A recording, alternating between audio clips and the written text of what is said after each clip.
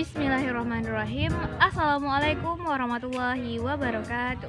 Halo sobat, bertemu lagi bersama saya Nur Hasbiranti dengan nomor induk mahasiswa 2005114246. Saya adalah mahasiswi Fakultas Keguruan dan Ilmu Pendidikan, Program Studi Pendidikan Guru Sekolah Dasar Universitas Riau. Nah, adapun tujuan video ini adalah untuk memenuhi ujian akhir semester dengan mata kuliah Ilmu Lingkungan dan Mitigasi Bencana dengan dosen pengampu Bapak Mahmud Alpusari MPD. Nah, sobat, di video saya kali ini saya akan membahas tentang abrasi. Nah, sebelum itu, sobat semua jangan lupa like, comment, and subscribe channel ini agar sobat semua dapat mendapatkan video-video bermanfaat lainnya. Nah, sobat, mengenai pembahasan abrasi, di sini akan saya jelaskan 7 poin penting mengenai abrasi. Yang pertama, pengertian abrasi. Yang kedua, ciri-ciri abrasi. Yang ketiga, penyebab terjadinya abrasi. Keempat, dampak abrasi terhadap lingkungan dan kehidupan. Yang kelima, cara penanggulangan atau pencegahan abrasi. Keenam, mitigasi bencana abrasi. Dan yang ketujuh, peran masyarakat dan pemerintah dalam abrasi. Kita masuki poin yang pertama, mengenai pengertian abrasi. Abrasi adalah suatu proses pengikisan pantai yang diakibatkan oleh tenaga gelombang laut dan arus laut atau pasang surut arus laut yang bersifat merusak. Abrasi biasanya disebut juga erosi pantai. Kerusakan garis pantai akibat abrasi ini dipacu oleh terganggunya keseimbangan alam daerah pantai tersebut. Nah, pengertian abrasi menurut para ahli. Yang pertama, menurut Kamus Besar Bahasa Indonesia, abrasi adalah pengikisan pantai oleh air, es, atau angin. Nah, yang kedua, menurut Undang-Undang Nomor 24 Tahun 2007, abrasi merupakan suatu proses pengikisan pesisir pantai dengan diakibatkan oleh adanya gelombang dan juga arus laut merusak yang mana pemicunya berupa keseimbangan alam yang mulai terganggu. Kita masuki poin yang kedua, mengenai ciri-ciri abrasi. Ciri-ciri abrasi. Nah, dapat kita lihat jika pantainya berupa tebing koral, maka akan kelihatan lama-kelamaan garis pantainya akan mundur. Nah, jika pantai yang pasir, akan kelihatan garis pantainya juga lama-kelamaan akan mundur.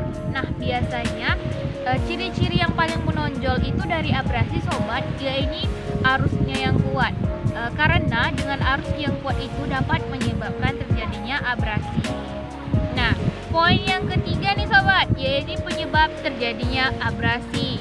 Nah, walaupun abrasi bisa disebabkan oleh gejala alam, tetapi manusia sering disebut sebagai penyebab utama abrasi, sobat. Nah, secara umum abrasi disebabkan oleh dua faktor. Apa saja sih faktor penyebab abrasi itu? Nah, faktor yang pertama yaitu faktor alam.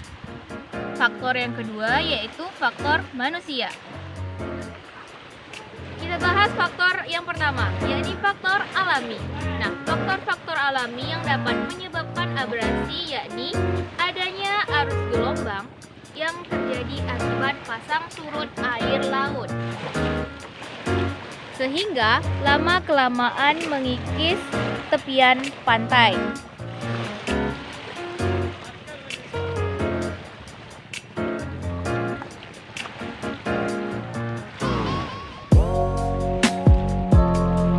Faktor alami yang kedua yaitu pemanasan global yang mengakibatkan suhu di permukaan bumi menaik atau meningkat, sehingga membuat permukaan air di seluruh dunia meningkat dan kemudian merendam daerah yang permukaannya rendah. Nah, faktor yang kedua yaitu faktor dari manusia. Nah, sedangkan faktor-faktor yang menyebabkan abrasi oleh manusia itu, yang pertama, pengambilan batu karang dan pasir di pesisir pantai sebagai bahan pembangunan. Nah, yang kedua, penebangan pohon-pohon pada hutan mangrove atau hutan pantai. Poin yang keempat, dampak abrasi terhadap lingkungan dan kehidupan. Dampak yang pertama yakni penyusutan lebar pantai sehingga menyempitnya lahan bagi penduduk yang tinggal di pinggir pantai. Dampak yang kedua, adanya kerusakan hutan bakau di sepanjang pantai karena terpaan ombak yang didorong angin kencang begitu besar. Dampak yang ketiga, kehilangan tempat berkumpulnya ikan-ikan perairan pantai karena terkikisnya hutan bakau. Dampak yang keempat, kerugian bagi para nelayan dan petani tambak yang menggantungkan kehidupan mereka dari pantai. Dampak yang terakhir, yakni berkurangnya daya tarik wisata di daerah pantai karena pesona pantai terkikis seiring dengan terkikisnya daerah pantai akibat abrasi. Poin yang kelima, cara penanggulangan atau pencegahan abrasi. Yang pertama ada pelestarian terumbu karang. Terumbu karang juga dapat berfungsi mengurangi kekuatan gelombang yang sampai ke pantai. Oleh karena itu, perlu pelestarian terumbu karang dengan membuat peraturan untuk melindungi habitatnya. Ekosistem terumbu karang merupakan pertahanan alami yang efektif mereduksi kecepatan dan energi gelombang laut sehingga dapat mencegah terjadinya abrasi. Jika abrasi terjadi di pulau kecil, maka proses penenggelaman pulau akan berlangsung lebih cepat. Kedua, melestarikan tanaman bakau atau mangrove. Hutan mangrove sangat bermanfaat agar tidak terjadi pengikisan pantai.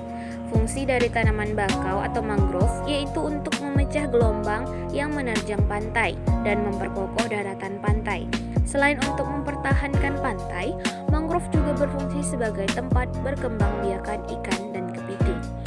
Nah sobat, ini dokumentasi ketika saya bersama anggota himpunan pelajar mahasiswa Kecamatan Turini Barat melakukan penanaman mangrove di Desa Mantiasa bersama dengan aparat desa dan tokoh masyarakat. Ketiga, melarang penggalian pasir pantai. Nah, kenapa penggalian pasir pantai ini dilarang sobat? Karena pasir pantai yang terus-menerus diambil akan mengurangi kekuatan pantai, sehingga apabila terjadi abrasi, hal ini tentunya akan mengikis bibir pantai. Pada pantai yang telah atau akan mengalami abrasi, akan dibuatkan pemecah ombak atau talut untuk mengurangi dampak dari terjangan ombak. Tindakan ini sering juga disebut dengan tindakan pencegahan secara teknis. Nah, poin yang keenam, mitigasi bencana abrasi. Berdasarkan pasal 1 ayat 6 Peraturan Perundangan Nomor 21 Tahun 2008 tentang penyelenggaraan penanggulangan bencana. Mitigasi bencana adalah serangkaian upaya untuk mengurangi risiko bencana, baik melalui pembangunan fisik maupun penyadaran dan peningkatan kemampuan menghadapi ancaman bencana. Mitigasi bencana untuk abrasi di daerah saya melalui dua tindakan. Yang pertama, penanaman hutan mangrove dan yang kedua, pembangunan tanggul atau turap. Kita masuki tentang penanaman hutan mangrove. Dalam rencana detail tata ruang hutan bakau, seharusnya menjadi kewajiban untuk semua daerah pesisir di Indonesia. Tanaman bakau dapat mengurangi risiko abrasi dan dapat mengurangi risiko intruksi air laut. Mangrove berperan meredam energi gelombang laut sehingga tingkat ancaman bencana gelombang ekstrim dan abrasi dapat berkurang. Reboisasi bakau atau mangrove menjadi penting untuk segera dilakukan. Penanaman mangrove menjadi salah satu cara mencegah abrasi laut di pesisir pantai untuk menyelamatkan bumi dari terkikisnya daratan oleh lautan. Mitigasi bencana untuk abrasi yang kedua, yakni membangun pemecah gelombang dan tanggul. Pemecah gelombang dapat menghambat perjalanan ombak ke pantai. Ombak akan terpecah saat melewati pemecah gelombang, sehingga ombak yang mencapai bibir pantai memiliki kekuatan yang lebih kecil. Selain pemecah gelombang, pembangunan tanggul di sepanjang pantai juga akan mengurangi risiko abrasi. Pembuatan tanggul ini dapat dilakukan secara swadaya oleh masyarakat sekitar pantai. tanggul dapat menahan air laut, sehingga air laut tidak dapat masuk ke permukiman penduduk dan memperkuat daya tahan pinggir pantai.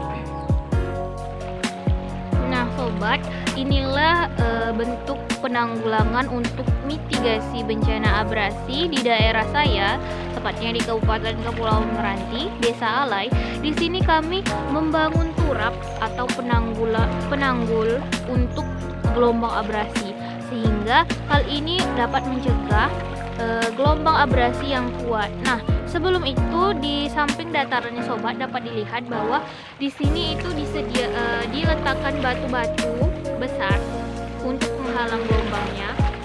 Dan ini yang di semen ini sobat, itulah tanggul untuk penanggulangan abrasi.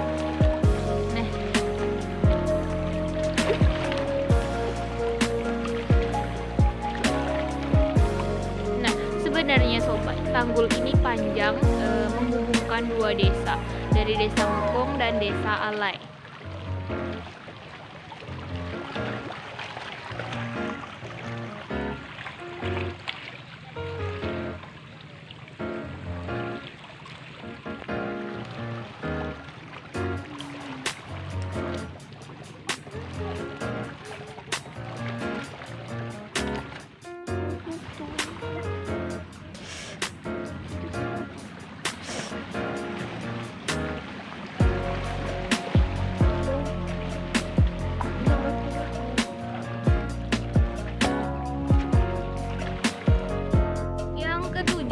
Atau poin yang terakhir yakni peran masyarakat dan pemerintah dalam abrasi. Nah, peran masyarakat yang pertama yakni masyarakat melakukan penanaman hutan mangrove. Nah, masyarakat dan pemerintah bekerja sama dalam melakukan penanaman mangrove. Nah, yang kedua yakni pemeliharaan mangrove. Nah, banyak masyarakat sobat yang mereka sambil melakukan penanaman mangrove juga mengambil dan merusak mangrove itu sendiri, sehingga mangrove tersebut tidak dapat dimanfaatkan untuk penanggulangan abrasi. Poin yang ketiga yakni masyarakat melakukan pemeliharaan pantai. Nah, penduduk yang tinggal di pesisir pantai seringkali membuang sampah di pantai, sehingga mengakibatkan dan merusak pantai tersebut. Lantas bagaimana peran pemerintah dalam hal ini? Peran pemerintah dalam hal ini yaitu membiayai terhadap segala aspek mengenai bagaimana caranya menanggulangi abrasi ini, sehingga masyarakat dan pemerintah bekerja sama untuk melakukan dan menanggulangi abrasi ini. Saran saya sobat, sebagai generasi muda harus selalu melakukan dan menambah wawasan terhadap perkembangan yang terjadi di Indonesia, terutama untuk pesisir pantai tentunya, sehingga kita sebagai perpanjang tanganan negara dapat membantu dan menanggulangi segala aspek permasalahan. Sekian, terima kasih. Hanya itu sobat, jangan lupa like, comment, and subscribe channel ini untuk menambah nilai saya. Saya akhiri dengan wassalamualaikum warahmatullahi wabarakatuh.